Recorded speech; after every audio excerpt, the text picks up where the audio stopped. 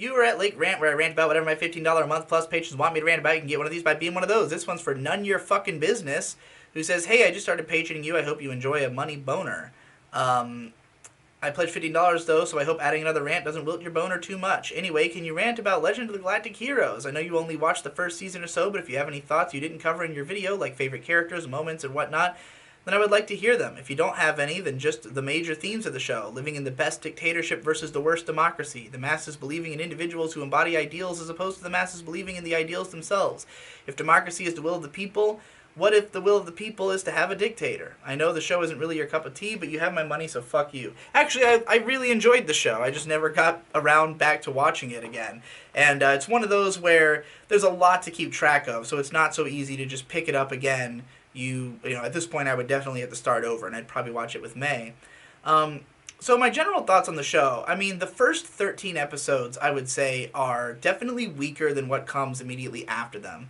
At that point, a lot of the, episodes are just kind of about basically taking out these very over-the-top, bad, government people, essentially, like taking out corrupt people, which is fine and all, and those types of corruption are not, they're not, unrealistic. It was just that that's pretty much most of what the first 13 episodes are before, the real, the cool, interesting people who are smart, take over the positions of power, and it becomes this power struggle between those forces. It's very realistic with a lot of historical sense, a lot of political sense. It feels real. It feels like this is what real life politics and war is all about. This is why our world is so fucked. Is because people be like this. That kind of feeling. It's very dark, and it can be a little hard to stomach at times, just because of the fact that it's a show where bad things are going to happen to good people, and most people are not going to be good people.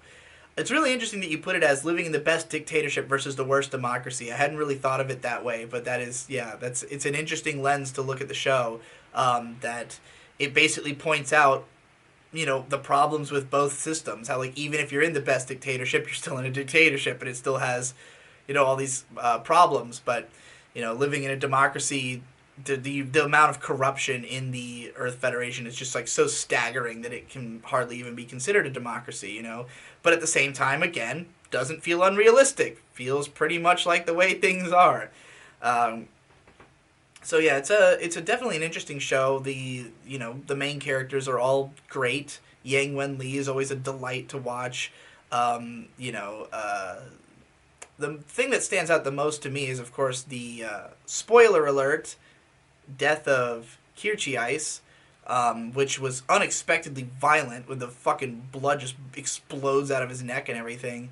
That was something I really wasn't expecting about Legend of Galactic Heroes. Is because it seemed so poised and put together, and the characters have so many fucking mannerisms, and the constant needing to use, what's the word I'm looking for? The word that means, referring to people by their rank and all that. The constant use of all that just didn't give me the impression this was going to be a turbo-violent show. And then you get these scenes where, the whatever the fuck they're called, the Germanic, the dictatorship people, raid this one station and just, axe murder a bunch of people, and it's fucking awesome. So yeah, I appreciate the spurts of violence. I appreciate the headiness of the whole thing, the realism of it, the fact that the story does start to move in more interesting directions after the first 13 episodes. I think I made it to episode 28, and then it was just again, the show is a lot to take in.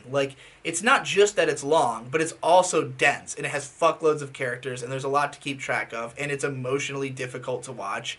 So it's not an easy show to watch by any stretch, but I do think it is very good, and I would love to watch more of it. I think it's just incredibly well constructed and well directed, and they did it the way it should be done. The way that would best reflect how this material could be actualized in animation. So it's a very impressive project. One day I'll fucking finish it.